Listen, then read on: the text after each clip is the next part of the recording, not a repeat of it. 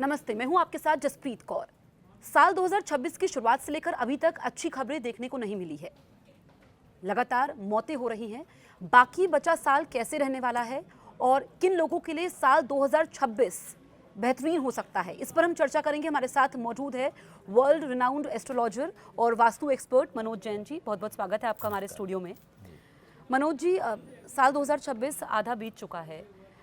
अलग अलग घटनाओं में लोगों की जानें गई हैं, हर तरफ से बुरी खबरें देखने को मिली है। जो बाकी बचा साल है वो कैसे रहने वाला है? देखिए, आने वाला जो बाकी बचा साल और उसके बाद का एक साल बहुत अच्छा नहीं जाएगा। आंधी, तूफान, इकोनॉमिकल क्राइसिस, मंदी, ये सारी चीज़ें आएंगी। अभी आप बहुत उम्मीद मत कीजिए कि इन सब चीज़ों से आपको कोई बहुत अच्छी खबरें आएंगी। दूसरी अलग कुछ चीज़ें हैं जहाँ से आपको अच्छी खबरें आ सकती हैं, मगर थोड़ा सा डिप्रेसिव साल रहेगा ये। थोड़ा सा डिप्रेशन में रहेंगे लोग बाग, बहुत खुश नहीं रहेंगे। हर चीज़ के पीछे अपनी मतलब आप ये कह सकते हैं थोड़े एग्रेसिव हो जाएंगे या डिप्रेशन में आ जाएंगे। ये साल कोई बहुत अच्छा साल नहीं है। उसका अगला साल भी कोई बहुत अच्छा नहीं है, लेकिन इस साल से बेटर। आप अपनी भविष्यवाणियों के लिए जाने जाते हैं। अभी जो बाकी बचा साल है, साल 2026 को लेकर के कोई 3 बड़ी भविष्यवाणियां। देखिए, मैं यदि भारत के लिहाज से कहूँ तो आने वाले दिनों के अंदर में यहाँ पे बहुत हो सकता है कि बहुत बड़ी तादाद के अंदर में आंधी तूफान आए और भूकंप आने की संभावना है। इस तरफ में कोस्टल एरिया के अंदर में कोस्टल एरिया के अंदर में बहुत बड़े तूफान और आंधी तूफान और ये आप भूकंप कह सकते हैं, ये आने की बहुत ज़्यादा संभावना है। पॉलिटिकली कोई ऐसी, यदि हम पॉलिटिकली बात करें तो कोई ऐसी भविष्यवाणी नहीं है जिसको लेके कि अभी की जाए, जब तक कि कोई चीज़ सामने नहीं आती है। तीसरी बात यदि हम कहें तो किसी बहुत बड़े पॉलिटिकली किसी बहुत बड़े लीडर की मतलब समय आने पे आप उनको कहते हैं कोई दुखद समाचार हमारे पास में आ सकता है। अच्छा, आने की ये संभावना है।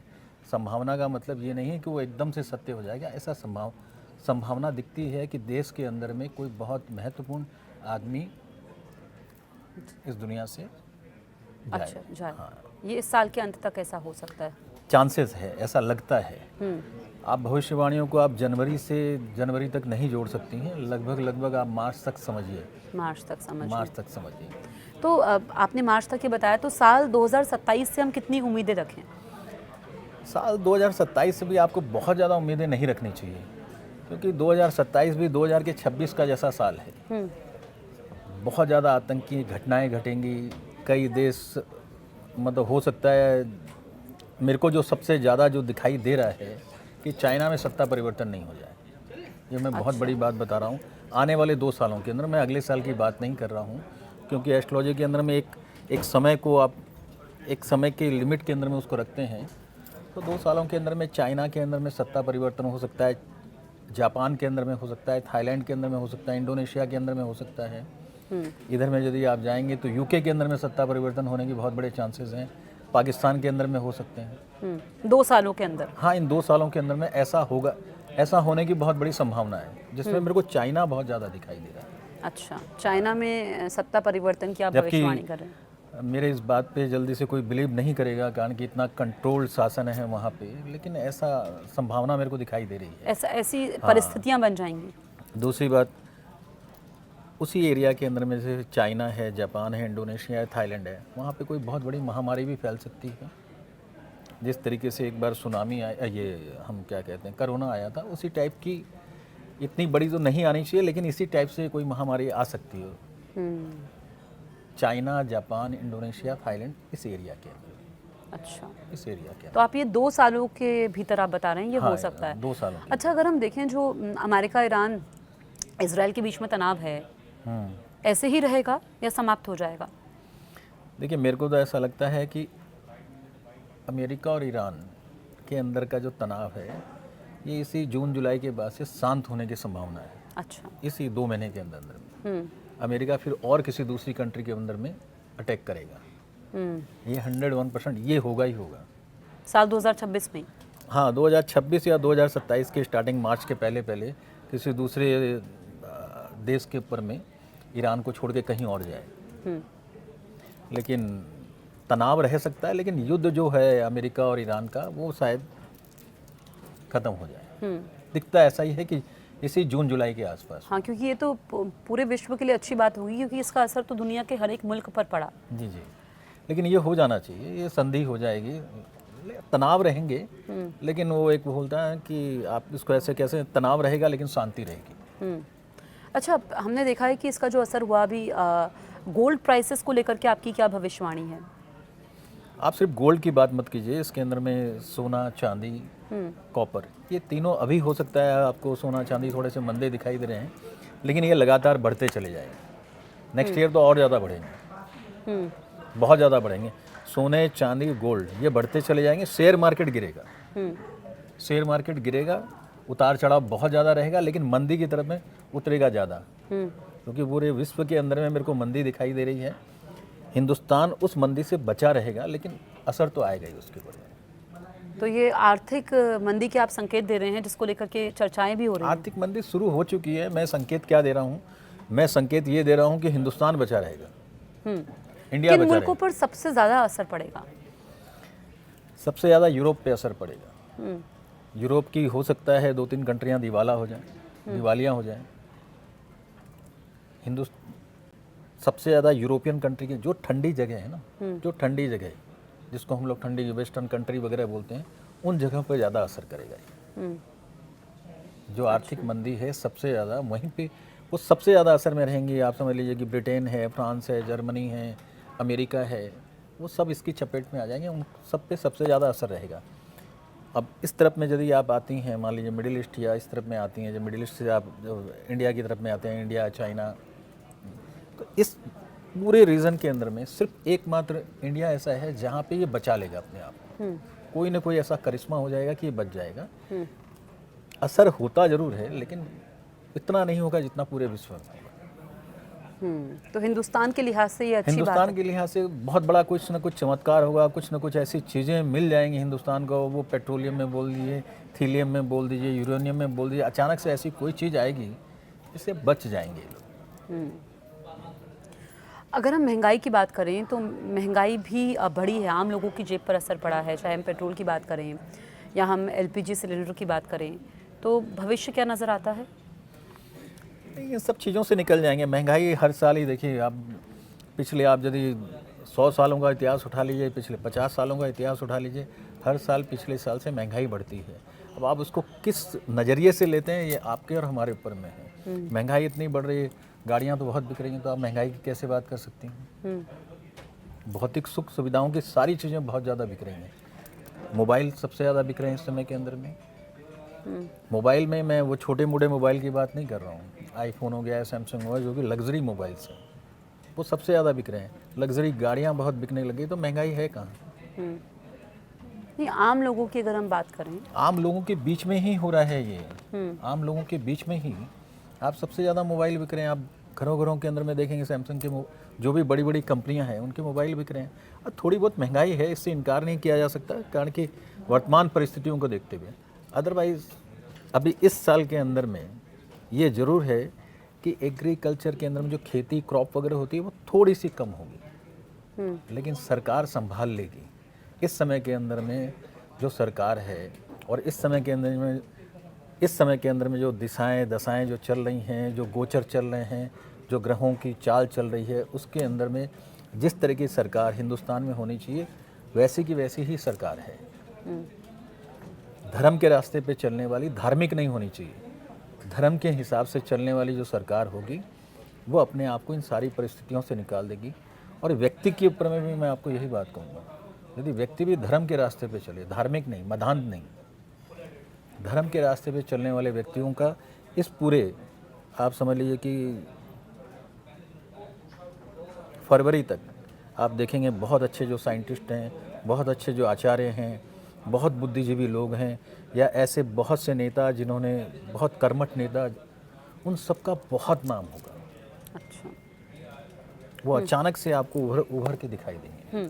अच्छा, अगर हम रूस यूक्रेन युद्ध की बात करें, सालों से ये चल ही रहा है, तो ये समाप्त होने के कोई आसार नज़र आ रहे हैं? नहीं, फिलहाल नहीं है। वहाँ की जो भौगोलिक परिस्थिति है, वहाँ का यदि हम वास्तु की बातचीत करें, और या तो ख़त्म होना था तो ये 1-1.5 महीने में हो जाता, अब ये लंबा चलेगा। अब ये लंबा चलेगा। होता तो कम से कम 2 महीने के अंदर में हो जाता। रूस और यूक्रेन की जो भौगोलिक परिस्थिति है, उनके जो मैप को देखते हुए उनका जो वास्तु स्ट्रक्चर जो दिखाई देता है और एक दूसरे के साथ में जो कॉम्बो दिखाई देता है, वो लंबा जाने की चांसेस ज़्यादा है। मैं तो उम्मीद करूँगा, ईश्वर करे नहीं हो युद्ध, लेकिन जो दिखाई जो दे रहा है वो ऐसा दिखाई दे रहा ये भी लंबा चलेगा। है जी। अच्छा, अगर हम बात करें, जो लोग नई नौकरी ढूंढ रहे हैं या परिवर्तन करना चाहते हैं, नया बिजनेस शुरू करना चाहते हैं, उनके लिए ये साल कैसा है अभी? मिला जुला साल है उनके लिए, मतलब बुरा नहीं है। मैं ये कहूँगा कि भाई जो नई नौकरी करना चाहते हैं, ऐसे खबरों में बहुत ज़्यादा आती है कि नौकरियाँ नहीं मिल रही, ऐसा नहीं है। मिला जुला साल है। कहीं किसी एक सेक्टर के अंदर में नौकरी कम है तो किसी दूसरी सेक्टर के अंदर में नौकरियाँ बहुत ज़्यादा भी हो रही हैं। मिला जुला साल है, एकदम आप इसको बहुत खुशनुमा साल तो कह नहीं सकते, तो मिला जुला साल है। अगर जिसको नई प्रॉपर्टी खरीदनी है, उसमें इन्वेस्टमेंट करना है? हाँ, बिल्कुल करना चाहिए। सबसे सही समय है प्रॉपर्टी के लिए इन्वेस्टमेंट करने का, सही समय है सोने के ऊपर में इन्वेस्टमेंट करने का सही समय, किसी भी मेटल्स के ऊपर में इन्वेस्टमेंट करने का सबसे सही समय है। ये बात आप लिख लीजिए, 2 सालों के अंदर अंदर में जिन लोगों ने मेटल्स के ऊपर में इन्वेस्टमेंट किया है, वो बहुत अच्छी रिटर्न उनको मिलेगा। मैंने खुद ने किया है तो मेरे को पता है। ठीक है। अच्छा, वास्तु एक्सपर्ट भी हैं, हम उस पर भी सवाल करेंगे, लेकिन आप फेंग शुई का इतना विरोध क्यों करते हैं? देखिए, इसके पीछे कई वजह है। जो सबसे बड़ी वजह ये है कि फेंग शुई कुछ होता ही नहीं है, वो टोटकों के बेस पे है। वो टोटकों के बेस पे है। वो सब्जेक्ट, वो कोई भी चीज़ जैसे होता है ना, कोई चीज़ निकाल के रख दे, ये तुम ये चीज़ रख लो इससे ये हो जाएगा, या तुम लाफिंग बुद्धा रख लो, या ये 3 हमारी देवियां हैं उनको रख लीजिए। वो सारी चीज़ें गई हुई इंडिया से हैं। वास्तु 5 तत्वों से बना है, फेंग शुई 2 तत्वों से बना है। और इतना चाइना ने भारत के ऊपर में फेंग शुई के मार्फत सांस्कृतिक आक्रमण किया है कि हम सब भूल ही गए कि हम मूल में हमारी चीज़ें क्या थी। आपको सिंपल सी एक चीज़ बताता हूँ, घर घर के अंदर में लोगों ने लाफिंग बुद्धा रखा हुआ है। तो लाफिंग बुद्धा क्या है? और गणेश जी को रखिए और लाफिंग बुद्धा को रखिए। एक ज़माने के अंदर में गणेश जी का सर काटा गया था, उसके बाद में हाथी का रखा गया उस समय की कृपा की वजह से। और इस समय के अंदर में चाइना ने काट दिया। लाफिंग बुद्धा है क्या? आप गणेश जी के लाफिंग बुद्धा के ऊपर से गणेश जी को रख दीजिए, गणेश जी को सर को रख दीजिए, वही है। उन्होंने अपनी चीज़ों को हिंदुस्तान के अंदर में इकोनॉमिकली, अपनी चीज़ों जो जिसको कहा जाता है अपनी संस्कृति को हिंदुस्तान के अंदर में फैलाया, जो कि बहुत गलत है। फेंग शुई वहाँ पे मरे हुए व्यक्ति को दफनाने की प्रक्रिया है फेंग शुई, वो वास्तु नहीं हो सकती। वहाँ पे कोई भी चीज़, एक भी हिंदुस्तान के अंदर में या पूरे वर्ल्ड के अंदर में, मैं पूरे सब जगह पे जाता हूँ, एक भी घर या एक भी फैक्ट्री मैंने ऐसी नहीं देखी है जो फेंग शुई के हिसाब से ठीक की गई हो ही नहीं सकता। हमारे यहाँ पे नॉर्थ ईस्ट को खुला रखने के लिए बोलते हैं, वो नॉर्थ ईस्ट को बंद रखने के लिए बोलते हैं। उनको मंगोल से डर लगता था तो बोलते थे नॉर्थ ईस्ट को बंद कर दो। हमारे यहाँ पे नॉर्थ ईस्ट से भगवान स्वयं सूर्य भगवान आते हैं। और ऐसी ऐसी चीज़ें उन्होंने बोल दी। उन्होंने अपने पुराने सिक्के चांदी के रिबन में बांध दिया चाइना ने, और हिंदुस्तान के अंदर में उसको डाल दिया, इंजेक्ट कर दिया कि भाई इसको आप अपने दरवाजे पे बांध लीजिए, आप धनाढ्य हो जाएंगे। उनके 2 रुपये के सिक्के, 2 पैसे के सिक्के हिंदुस्तान के अंदर में 1000 रुपये में बिके हैं। आप सोचिए क्या हो रहा है। ये नहीं होना चाहिए, जबकि हो रहा है तो अब ठीक है। अच्छा, कहते हैं कि वास्तु सही तो सब सही, किन किन बातों का ख्याल रखना चाहिए? वास्तु में सबसे पहले दिशाओं का ख्याल रखना चाहिए। यदि दिशा सही है तो सब कुछ सही है। सही दिशा में बैठ के आप यदि सही कार्य करते हैं तो उसका लाभ आपको जल्दी मिलता है। ऐसा नहीं है कि एकदम सब कुछ ही खत्म हो जाता है। सबसे पहले समझने वाली बात यह है कि वास्तु या एस्ट्रोलॉजी किसी को अमर नहीं कर सकती। वो काम को बहुत अच्छे सुचारू रूप से चलाने की बातें कहती है। तो जैसे हम कहते हैं ना कि सही दिशाओं में बैठ के आप यदि काम करते हैं तो आपकी दशा सुधर सकती है। घर यदि ले रहे हैं या आपको नहीं पता है, मैं एक छोटी सी चीज़ आपके साथ में कर देता हूँ। आप लोगों को यदि नहीं पता है कि आपके पास में कोई वास्तु वाला नहीं है या कोई योग्य या कोई विद्वान आदमी आपके आसपास में नहीं है जो कि आपको बता सकता है, तो आप इष्ट की तरफ में मुंह करते हुए सारे काम कीजिए। अच्छा। घर के बीच के आंगन को खुला रखिए, घर का मुख्य द्वार साफ सुरक्षित रखिए, तो काफ़ी हद तक ठीक हो जाएगा। यदि मुख्य द्वार आपका सही है तो आधा वास्तु आपका ऐसे ठीक हो जाएगा। हाँ, गंदा कईयों का मुख्य गंदा द्वार होता है। पहले चौखट होती थी, आजकल चौखट हट गई। हाँ। चौखट हटते ही तो सारा वास्तु दोष आ जाता है। हम्म। दहलीज नहीं होती है आज के घरों के अंदर में, घर के अंदर में आंगन नहीं होता है, आंगन नहीं होता है तो तुलसी नहीं होता है। तुलसी की जो एनर्जी होती है उसको बोबिन बोला जाता है। किसी भी एनर्जी का मापदंड बोबिन से होता है। वो 100 मीटर के एरिया के अंदर में आपस में जैसे होता है ना, हर एक चीज़ की जो सुगंध होती है अलग अलग चीज़ों को, अलग अलग कारणों से अलग अलग चीज़ों की सुगंध होती है। तुलसी की जो सुगंध है घर के अंदर में प्रेम प्यार को बढ़ाती है। तो आपके घर के अंदर में आंगन नहीं है, आप तुलसी रख नहीं सकते। यदि तुलसी रखते तो उसके चारों तरफ की ऑरा आपके घर के अंदर में प्रेम प्यार बढ़ाती थी, जॉइंट फैमिली रहती थी। अब तुलसी रखते नहीं हैं, आंगन होता नहीं है, तो आपके घर के अंदर में प्रेम प्यार वाला वातावरण रहता नहीं है, जॉइंट फैमिली टूट रही है। जो ध्यान देने वाली बात यह है कि ठीक किचन के बगल में आप बाथरूम मत बनाइए। तो बहुत सी चीज़ें होती हैं। अच्छा, कम स्पेस में, क्योंकि आजकल लोग कहते हैं कि जगह की बड़ी दिक्कत होती है, जैसे अगर किसी का 1 BHK घर है, छोटा एरिया है, तो किन किन बातों का ख्याल रखना चाहिए कि ये उसी कम स्पेस में हम वो चीज़ें कर पाएँ, चाहे फिर वो घर हो या दफ्तर हो? देखिए, सबसे पहला ध्यान रखिए कि यदि उसी स्पेस के अंदर में आपका बाथरूम है तो नॉर्थ ईस्ट के अंदर में बाथरूम नहीं होना चाहिए, और साउथ की तरफ में नॉर्थ की तरफ में सर करके नहीं सोना चाहिए। नॉर्थ की तरफ में। साउथ की तरफ में मुंह करके खाना नहीं खाना चाहिए। अच्छा मनोज जी, जैसा कि आपने बताया कि वास्तु का ज्ञान होना बहुत ज़रूरी है, किन किन लोगों को वास्तु की सबसे ज़्यादा ज़रूरत पड़ती है या ध्यान रखना चाहिए? देखिए, वास्तु की ज़रूरत सभी लोगों को पड़ती है, लेकिन एक ऐसी कौम है जिसका मैं दिल से बहुत ज़्यादा सम्मान करता हूँ, और ये एकदम मैं आपके प्रश्न को एकदम मैं दूसरे तरीके की तरफ में लेके जा रहा हूँ, दूसरी ओर लेकर जा रहा हूँ। एक ऐसी कौम जिसको मैं दिल से बहुत ज़्यादा सम्मान करता हूँ, वो है सरदार। सरदार को न वास्तु की ज़रूरत है न एस्ट्रोलॉजी की ज़रूरत है। तो इसके पीछे यदि आप वजह पूछें तो उनके सरदार के जो सरदार होते हैं, उनके गुरुओं ने जो उनको 5 चीज़ें दी थी, उसके पीछे इतना बड़ा साइंस और इतनी लॉजिक है, और उसके पीछे वास्तु भी है, उसके पीछे ज्योतिष भी है। अब मैं लाइन से आपको यदि बताता हूँ कि उन्होंने पगड़ी रखी, पगड़ी धारण करवाई गुरुओं ने, तो केतु ठीक हुआ। दाढ़ी रखी, राहु मजबूत हुआ। कड़ा रखा, शनि मजबूत हो गया। कृपाण रखते हैं, मतलब हथियार रखते हैं, मंगल मजबूत हो गया। कंघा रखते हैं, बुध मजबूत हो गया। एक विशेष प्रकार का कच्छा पहनते हैं, शुक्र मजबूत हो गया। गुरु को मानते हैं, गुरु मजबूत हो गया। रविवार के दिन शादी करते हैं या कोई भी महत्वपूर्ण कार्य रविवार के दिन करते हैं, और वो भी दिन में 12 बजे, तो सूर्य को साक्षी रख के करते हैं। तो कलयुग के अंदर में जितने ग्रह हैं, सरदारों ने सबको काबू कर रखा है। उनको कोई ज़रूरत नहीं है, बाद बाकी सबको ज़रूरत है। हमेशा यदि आपके पास में और भी कुछ नहीं हो पा रहा है तो आप सब कुछ इष्ट की तरफ में मुँह करके कीजिए। अच्छा, इष्टमुखी सारे काम कीजिए तो सारी चीज़ें ठीक हो जाएंगी। ईस्ट की तरफ। अच्छा, लोग ये कहते हैं कि इतनी नेगेटिविटी है, हर तरफ नेगेटिव खबरें सुनने को मिलती है, तो खुद को पॉजिटिव सकारात्मक कैसे रखें ऐसे माहौल में? देखिए, सकारात्मक रखने का एक है ना, बहुत अच्छी बात भी है, और एक बहुत मतलब कई दिनों से वो परंपराएं छूट गई हैं।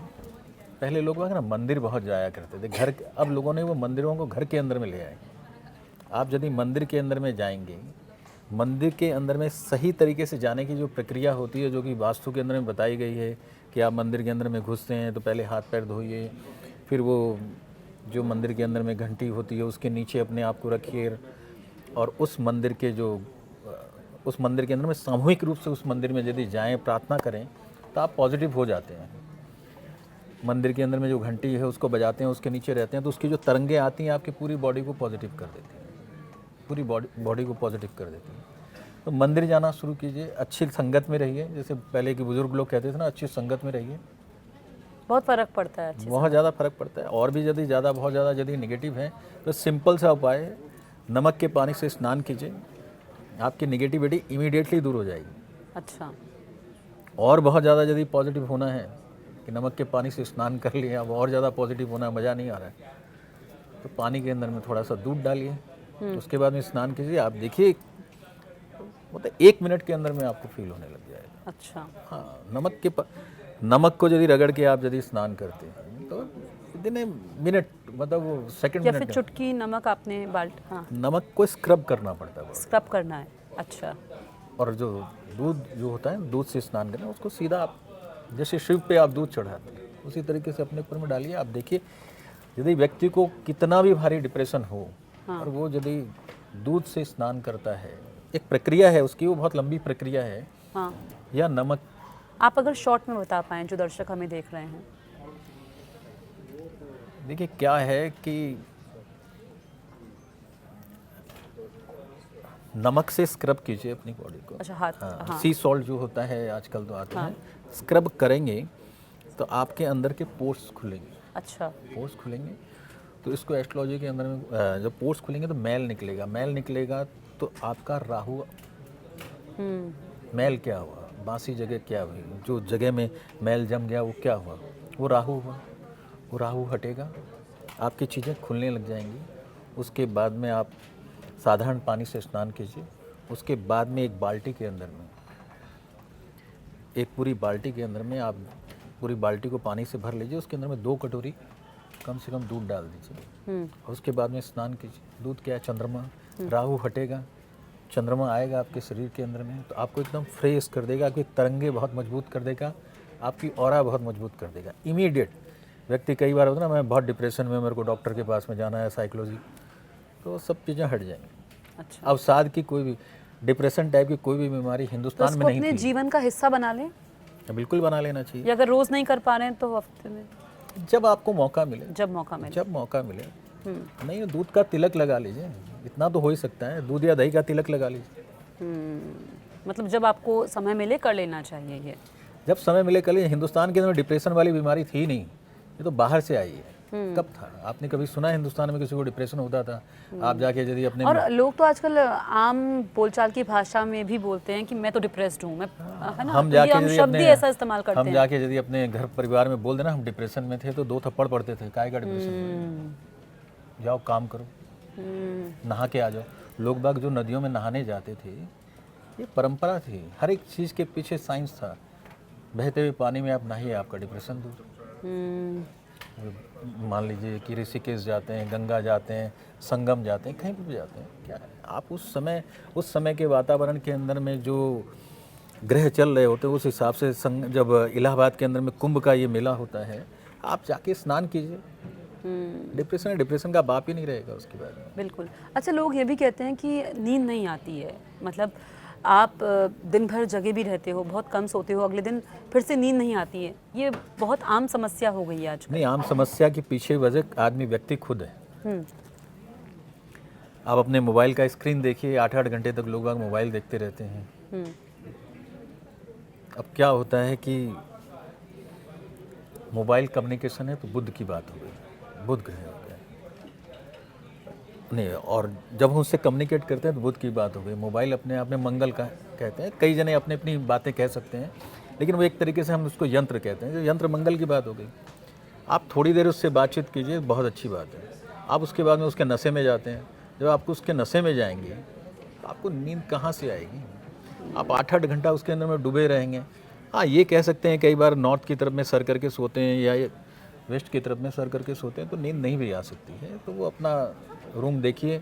कहीं आप नॉर्थ की तरफ में तो सर करके नहीं सो रहे हैं। ज़्यादातर जो भी प्रॉब्लम है मोबाइल की वजह से, अदरवाइज कोई प्रॉब्लम है नहीं। स्क्रीन टाइम जितना ज़्यादा होगा उतना इफेक्ट होगा। रात को सोते समय आप अपने ईश्वर का नाम नहीं लेते हैं, आप मोबाइल के अंदर में रील्स देखते हैं। फिर आप उम्मीद करते हैं कि आपको नींद बहुत अच्छी आए, सवेरे सवेरे फिर आप सबके सामने शिकायत करते हैं, तो ये हो जाता है। ठीक है। जैसा कि हमने बात की थी कि आप अपनी भविष्यवाणियों के लिए जाने जाते हैं, अब कुछ राज्यों में विधानसभा चुनाव भी आने वाले समय में, उत्तर प्रदेश के चुनाव को लेकर के आप क्या कहेंगे? सत्ता बरकरार रहेगी? एकदम यथास्थिति रहेगी। अच्छा, और ज़्यादा अच्छे से आएंगे योगी जी। योगी जी आएंगे। पंजाब की अगर हम बात करें, पंजाब में स्थिति चेंज हो जाएगी। पंजाब में नहीं रह सकती। जो वर्तमान सरकार है उसका रहना मेरे अपने हिसाब से 95% चांसेस है कि आपकी सरकार वहाँ से अच्छा, जो वर्तमान सरकार है वो वहाँ से हट जाए। कमल खिलेगा? खिलेगा कहना मुश्किल है कौन कौन है, लेकिन वर्तमान में जो आपकी सरकार है वो नहीं रहेगी, कमल खिलने के चांसेस बहुत ज़्यादा हैं। ठीक है, मतलब ये कह रहे हैं कि ये मेरी भगवान- अपनी ओपिनियन है। ये आपकी भविष्यवाणी है। ठीक है, अगर हम बात करें कुछ राजनेताओं की, ममता बनर्जी का पॉलिटिकल करियर आगे आप कैसे देख रहे हैं? खत्म। अब वो थोड़ी बहुत देखिए इतनी बड़ी लीडर रही हैं, मतलब एक समय के अंदर में मैं कोलकाता में रहा हूँ, मैं फ़ैन था कि भाई राजनीति में कैसे आना चाहिए, क्या स्ट्रगल होनी चाहिए। बाद में उन्होंने उनकी जो भी उनकी व्यवस्थाएं उन्होंने चेंज कर ली, सब कुछ करते हैं। अब उनका जाता हुआ दौर है, जो कि ये उनको एक्स्ट्रा 5 साल मिल गया था, बोनस मिला था उनको, अब नहीं है। अच्छा, टीएमसी खत्म हो गई अब। खत्म हो गई। हाँ, अखिलेश यादव चलते रहेंगे, चलते रहेंगे। लेकिन फिलहाल सत्ता में आने के चांसेस कम हैं। ठीक है, सत्ता में नहीं आएंगे, लेकिन वैसे ठीक है उनकी सत्ता मतलब यूपी की, वैसे उनके पास में सत्ता तो है ही, इतने सारे विधायक वगैरह हैं, लेकिन एक प्रदेश की कमान को संभाल लेना फिलहाल ऐसा नहीं लगता है। ठीक है, क्या राहुल गांधी पीएम बन सकते हैं? यार नहीं, बिल्कुल भी नहीं, बिल्कुल भी नहीं। अपोजिशन लीडर नहीं बन सकते ढंग से, तो पीएम कहाँ बनेंगे? अच्छा, ठीक है, कोई बड़ा राजनीतिक बदलाव हमें देखने को मिल सकता है नहीं, साल हाल 2026 में? हाँ, फिलहाल कुछ भी नहीं है, जैसे यथास्थिति चलती रहेगी। अभी कुछ भी बदलाव नहीं है, अभी आने वाले सालों तक कोई बदलाव नहीं होगा। यदि आप यहाँ की अभी जो सत्ता में हैं, जो केंद्र की जो सत्ता में है, मान के चलिए 15 सालों तक कोई बदलाव नहीं है। 15 सालों तक। ठीक है, हम रैपिड फायर करते हैं, आप एक शब्द में या एक लाइन में जवाब दीजिएगा। 2026 के लिए एक शब्द। नॉर्मल, न अच्छा न बुरा, सम।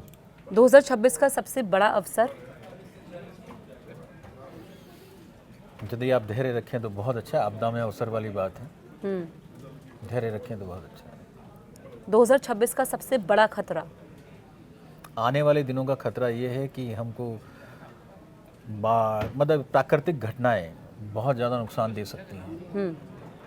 2026 में सफलता के लिए एक सलाह? धैर्य।